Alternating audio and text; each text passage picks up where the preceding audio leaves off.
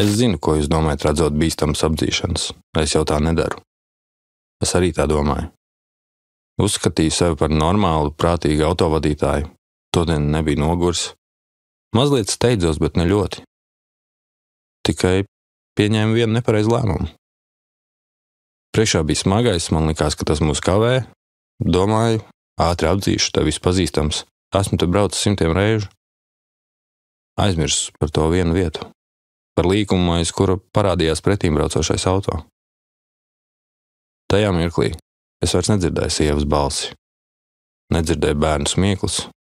Nedzirdēju neko. Tikai motoru un viss.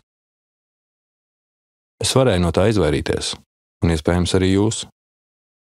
Mani sauc Modris, un es gāju bojā uz Smārdas ceļu, un man atpakaļ ceļa vairs nebūs.